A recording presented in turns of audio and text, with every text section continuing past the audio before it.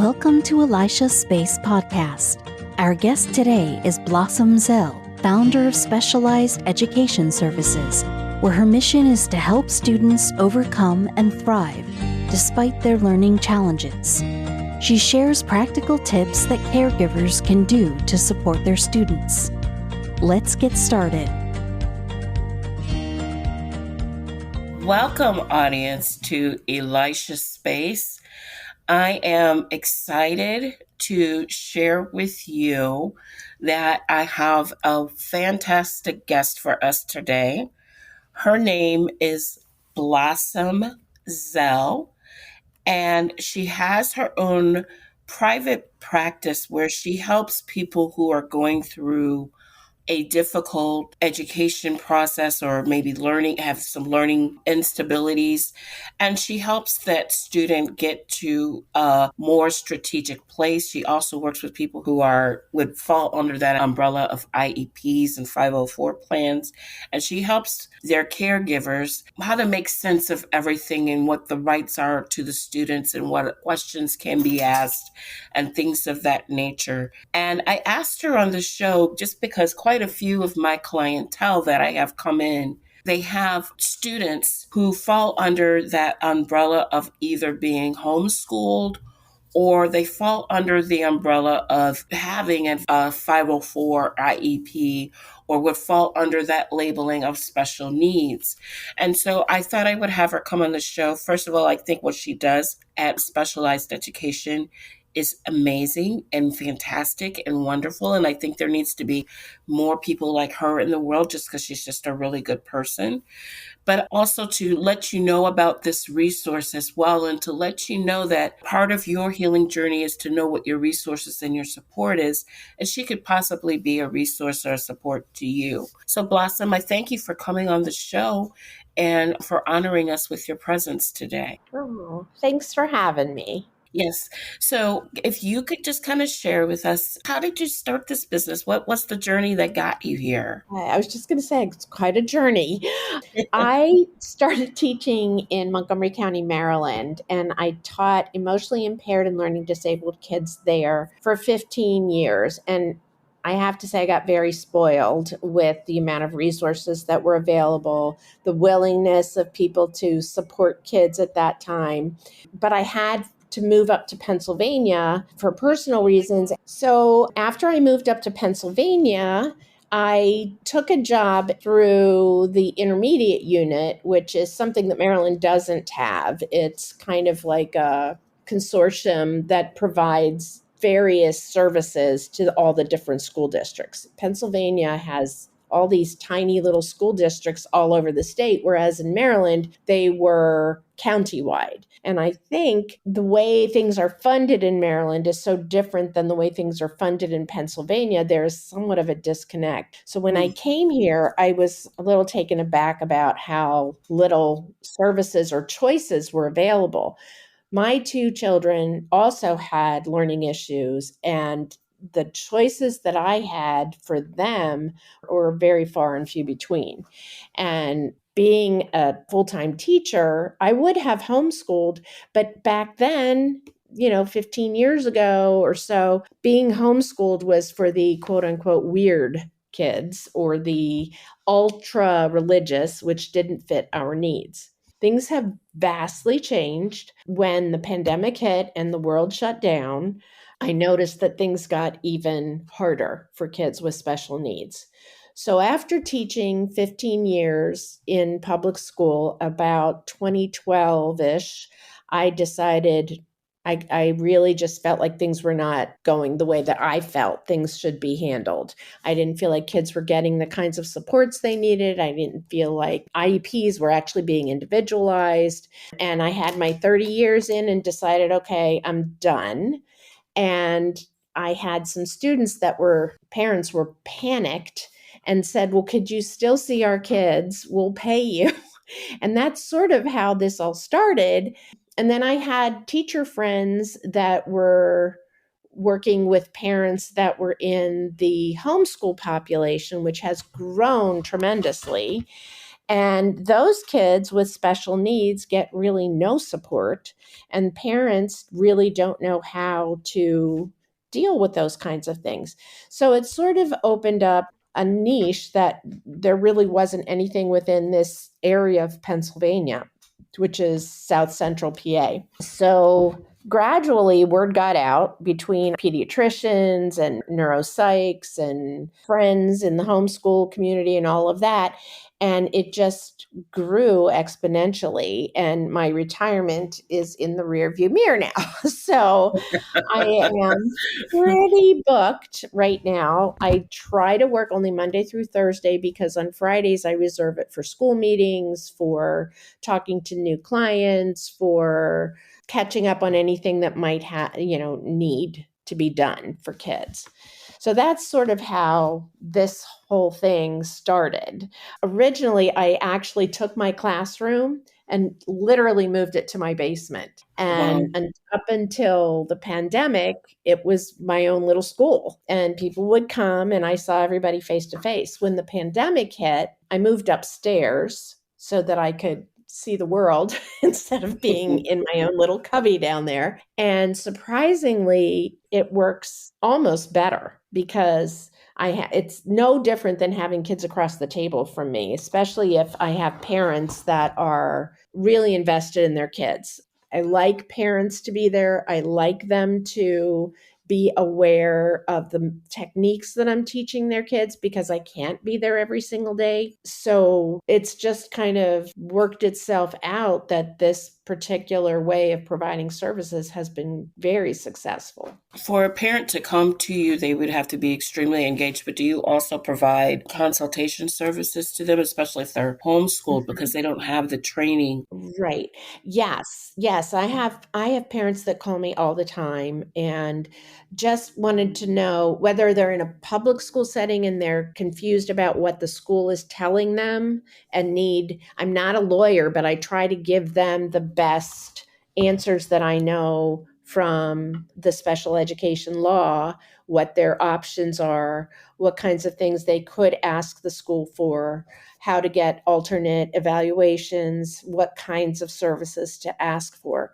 One of the things that I noticed was a huge disconnect when I was in the classroom was I would reserve at least an hour, if not more, to talk to a parent before moving a child into their special ed program. Right. Parents are not versed in what an IEP is. Parents are not versed on what is a child's right or the family's right to a free and public education. And so many parents feel sitting around that table with all of these educators around them talking in educationese, they don't know what to do, so they sign papers. And Wow. then they don't know what they've signed because Right. they're trusting that the school's going to give them what their child needs. So I do some of that. I sometimes attend IEP meetings with a parent. I also, like you said, I can consult and tell them some materials that might work for their child if they're homeschooling. I can tell them about my services and what I do and my availability. I quickly found out that I wasn't able to say, this is what I'm going to do. It's kind of moved in numbers of directions. Originally, I thought I'd only do K-3, and now I have kids in high school that have been with me that long. Mhm. So it's kind of meandered and done its own thing. And fortunately, it's been a success both for the families as well as for me professionally. It's satisfying. So, What do you enjoy most about what you do? the success. I have to say, I get kids lots of times that are barely reading and don't know their letter names and sounds or don't have any number sense. And to look back to see even what 6 months can do for a kid like that and Wow. see their self-esteem grow and see the parents relax and build back because so many of these kids have been hammered down at school and feel very unintelligent. I have Mhm. kids that come and they say to me, I'm stupid. Mhm. So that's why it's called educational therapy, because I don't just tutor. If you need a tutor for Algebra 1, there's plenty of people that can do that for you. But I take the kids and the families that are struggling and try to help them as a whole, look at the child as a whole. I'm very diagnostic prescriptive in terms of where their skills are and where I want them to go. Oftentimes, I have to tell kids and families, I am not on a schedule. We're going to move at the speed of Michael or the speed of Jennifer or whoever, Mhm. because they're going to pick it up when they're ready and they've had enough instruction and can take it in. And that moment of, I had a child literally say to me, I had no idea what those lines on a page were for. Talking about letters. Had Wow. no idea, like never made that connection that all those squiggly lines were words. I have kids that don't know the difference between sounds and letters and words and sentences. The schools don't realize that you have to get to the very bottom and the very basic before a child can grow. Right. So I find it almost fun to kind of figure out a child and see what works and then see them grow. So you do what I typically do. Similarly in therapy, I see where the person's at, and then I gauge growth from meeting them where they are and then gauge their growth regarding that. It's Right. not like you create I'm sure you have a guide or a curriculum, but you also follow the lead of the student. Right, right. My training, I was very fortunate. When I got trained, I was in Washington D.C. and I went to American University. And at Mhm. the time, there were two upper echelon MED programs, Master of Education programs. One was with Sally Smith, who ran the lab school, which there's a branch of it now down at, what's it called? The Children's Port down the bottom of 83 over by Little Italy area. But I got to work with Sally. She started in DC and she was a wonderful mentor. Unfortunately, she has since passed, but she was just wonderful.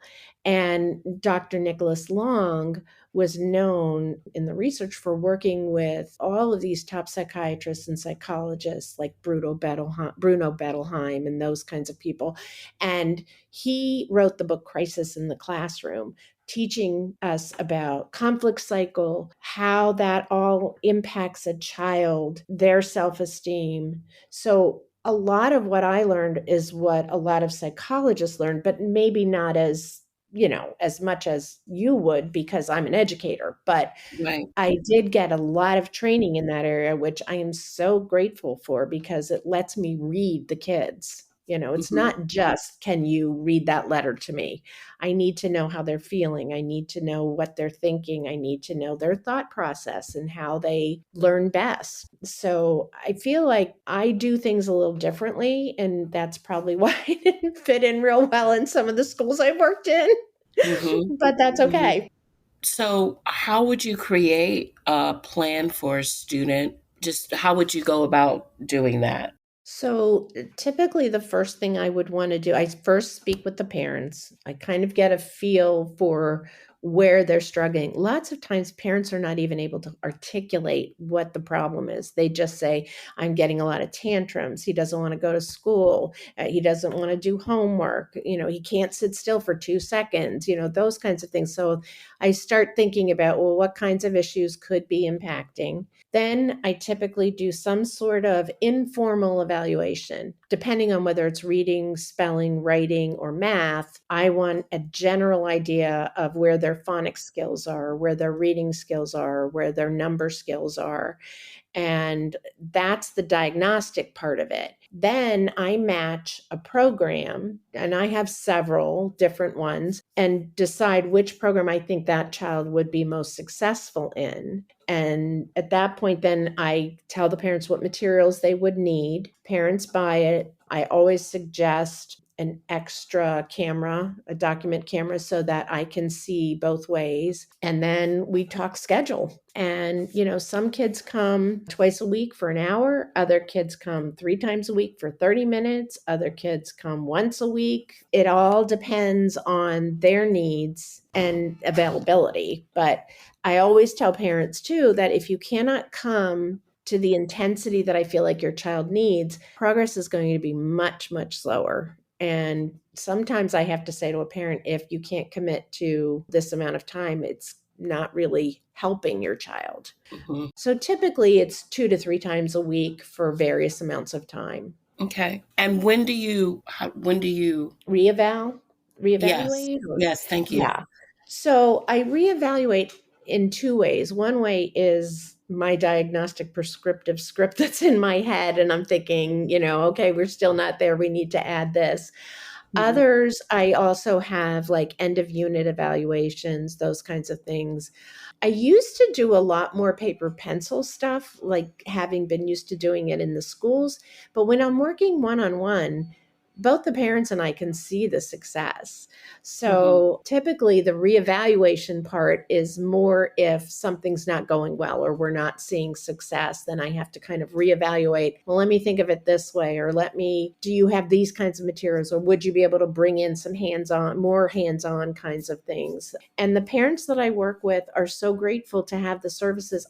They're always willing. I have to say, I have a great bunch of parents that I've worked with through the years. And, like most parents, they would do whatever they need to do to help their kids do better, feel better, make it better. Some kids, just never received the right kind of education. And within a year to 2 years, they're well on their way and off they go back, whatever. Mm-hmm. Other Mm-hmm. kids I've had for years. I have one student that I started with in 3rd grade, and he is graduating high school this year. I had another child that came to me in 4th grade, graduated last year, and didn't want to leave.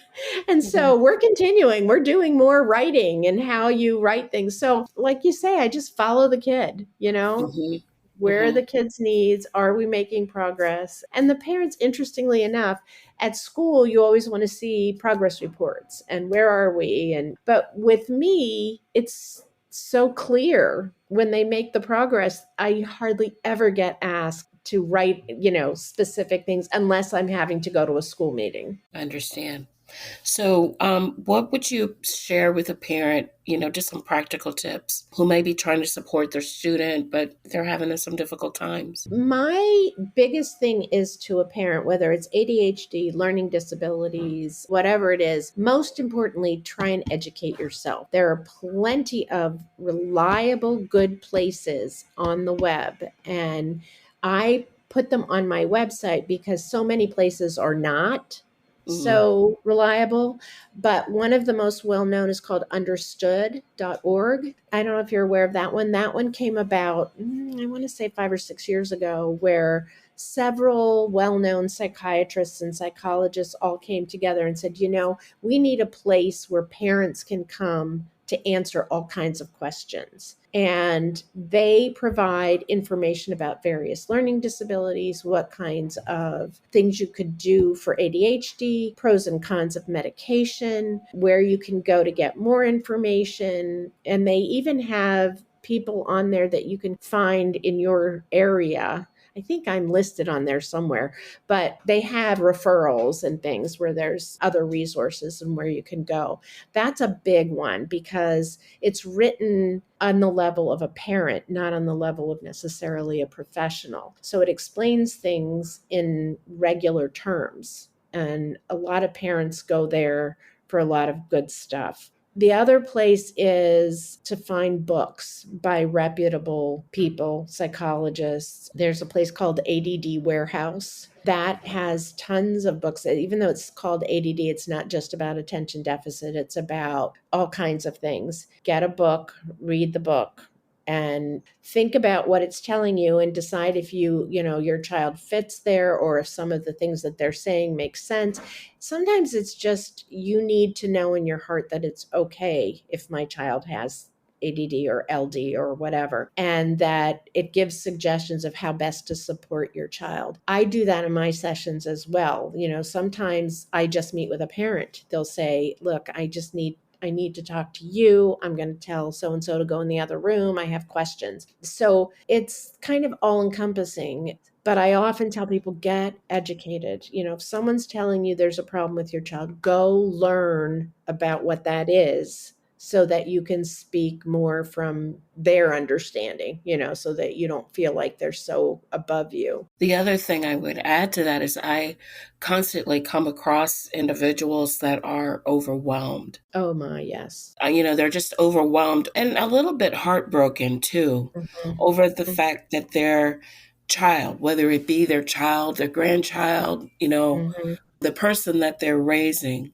that they're having this situation because it's like mentally, I don't want to say it this way, but I'll say it. They kind of think the student is broken Yes, or it's their fault. or it's I their get a fault, lot of things where parents and kids feel like right? they did something. I've had parents in tears. Or it's a punishment of some Or it's sort, a right. What did I do to have my child have to suffer with this? Right, Why did I do that when I was in my youth? And it's like, I try to help them to understand. It's like, well, we all did things. It's a right, gene pool. It's not necessarily anything you did in particular. What you need to do is, again, I'll say to them, educate yourself, learn about what they're saying, and forgive yourself. right. This is not something you did or caused. It's fairly common now. And the best thing you can do for yourself and for your child is find the help and the support, and don't give up. Don't be afraid to go in and say, this isn't working for my child. I need something else. And, get help, get an advocate, or have someone go to the meeting with you so that you don't feel quite so alone. But yeah, I get a lot of that, people ask me all the time, what did I do to cause this? Yeah, I often tell the caregivers that I think they're superheroes, Mm-hmm. you Yeah. know, because I think that I personally don't believe that things happen by mistake, that there Right. was a reason that that student was chosen for you. Mm-hmm. And, and there must be something special in you to make Mm-hmm. that student be connected to you, you know? Yeah. So Yeah. I kind of think that it's not, the self blaming and the beating Mm-hmm. yourself up and things like Mm-hmm. that. It doesn't do any, the would have, could have, should have doesn't Right. even do any good It doesn't anyway. help. Right. Right. So, I always tell people you have to be strong. You have to be an advocate for you and your child. And if you're feeling it in your gut that something's not right, then Don't it ignore probably that. isn't. Right. Right. Right. And if one person won't tell you, go to another. I was thinking the other day about that very thing, that gut feeling, like when you have that sense that something's not right, even if Mm-hmm. it's in like a casual conversation with someone or something like that, it Mm-hmm. really shouldn't be ignored because something is letting you know something's off. So Right. it's always something, especially when it comes to a child, you Yes. know, Well, I liken it to right now, there's a lot of issues about women being ignored when they go to the doctors or whatever. right, It's the same thing, and finally, we're starting to have conversations that mental health is every bit as important as physical health. And if you feel right, there's something not right, follow that, figure right. it out. Exactly.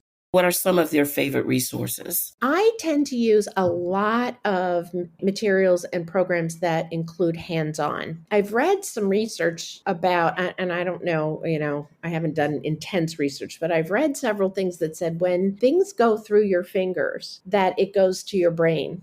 So any kind of tactile material that I can find, blocks, magnetic letters, sand, writing in the air, anything that makes it real. There's a terrific math program out there by a guy named Chris Wooden who teaches up at Landmark. Landmark is a famous school up in New England that Mhm. deals strictly with learning disabled. And he's written and devised these programs that are totally visual and hands-on, and it's so different than any other math program. It's kind of like, like I said, we don't need to use materials that we know aren't working. Let's find some materials that work. And if the more they can handle it, the better. I have a writing program. When I first started, I was like, how in the world can you make writing a hands-on activity? But this program actually has pieces that you move things around and you almost diagram it kind of in the old fashioned way, but the Mhm. kids love it. So Mhm. any way that I can make it fun, any way I can bring in hands-on materials, anything like that, so to make a kid feel successful. Those are my favorite materials. So Yes, I agree. Those are fun. Those are really fun. And it goes into also a correlation regarding, like, a lot of times, because we talk about so many abstract things, Yes. even with counseling, we provide objects or Mm-hmm. something that they can Mm-hmm. touch to help define what they're feeling. So I think that's Right. a really good, because math to me, a lot of times is abstract, So how do you teach an Yes, abstract it things is. and make it real, especially for someone that maybe is autistic in the Oh autistic gosh, yes. spectrum or something of that Yes. nature. So this Yeah. is really good. Yeah, and it's fun. I mean, when I first started on my own, I was like, "Oh, I don't want to provide reading like reading at school. I Right. want to be different. I want to find the materials that definitely work and invest in them, buy them." And it just kind of grew from there. There's a lot of people who run schools that have devised special things that public schools don't have access to because nobody has the time. Everybody has to worry about tests. It's not about the kid anymore. And you see people in the DMV area. It's not limited to Pennsylvania, correct? Not anymore. it's I just had a call earlier today from somebody in Massachusetts. Wow. Um, Okay. Yeah, they can't find anybody, which, to me, that is like so hard. I thought it was just around here, that there Hmm. weren't things available. And I've had calls from Delaware and Virginia and Ohio and way down south Maryland, like Eastern Hmm. Shore. I have a student. And Hmm. I mean, that was the furthest thing in my mind when this all started. And now It always it's works out kind like of, that, right? yeah, and it's kind of nice to be able to offer it to people who aren't in the immediate area. Yeah. And I will say everybody's very nervous about doing it online. Hmm. And I can understand that because the way the schools did it was Hmm. almost shocking. They were so unprepared and they tried to do it exactly as if they were in front of a classroom with all these kids on their screens.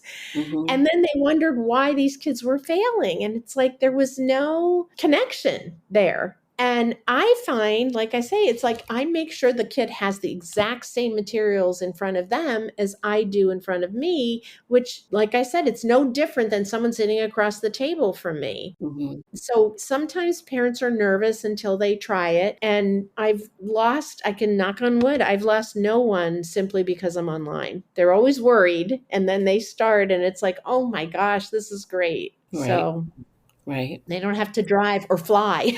you know? It sounds like your practice is very busy with the Mhm. one-on-ones working with people. Very much. Is Yes. that primarily what you do, the one-on-ones? Do you do any I like speaking do, engagements or anything? except for families. I have a couple homeschool families. I have one family in particular that came to me, and both kids were just the whole first 2 weeks. It was just getting them to relax. They were Wow. so, and it was like we played games and we did some assessment stuff with them. And then finally, we got to the point where as soon as I would start something new, one had a learning disability in reading and writing, and one had a math disability.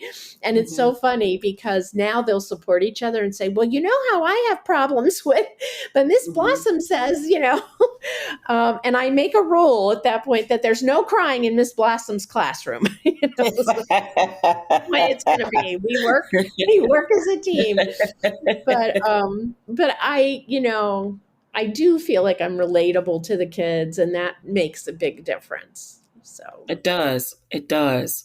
If someone wants to get in further contact with you, get to know you a little bit better, maybe even have questions about what you offer, or mhm. just want to have a chat, how can they reach out to you? So the easiest way is to go to my website and send me an email. That's probably the easiest and the quickest. There's a phone number on there as well, but because I'm always with kids, it's near impossible for me to answer it, and then I can't get back to you till later. But if you send me an email, at some point, if I have a few minutes as I'm going through, I can get back to you quicker and maybe set up a time where we can talk. At the same time, my website tells a little bit about me, but it also has those resources of where to go for good, reliable information. And so I always direct people there first. The other place is I do have a Facebook page for specialized educational, and I try and update that frequently with all the latest articles that I run across, the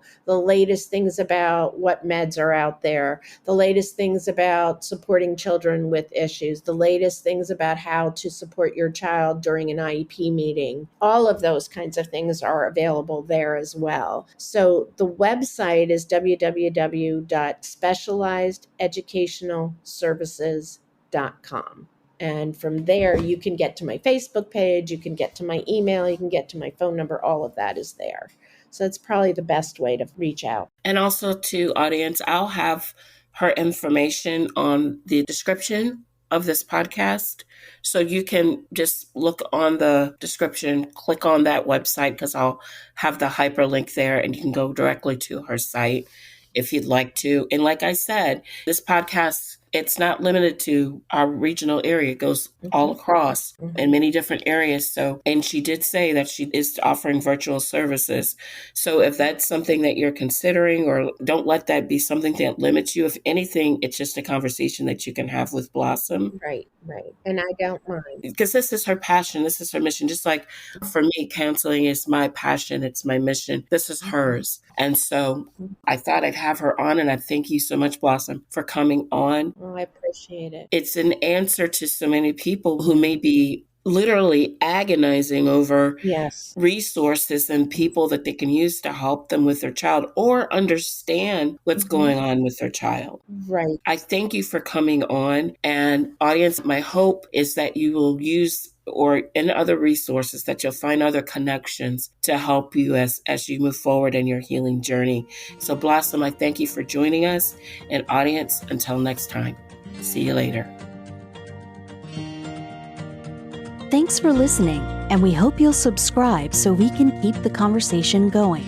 If you love the show, consider becoming a subscriber for $9.99 a month to hear episodes ad-free. Now go, move forward in your healing journey.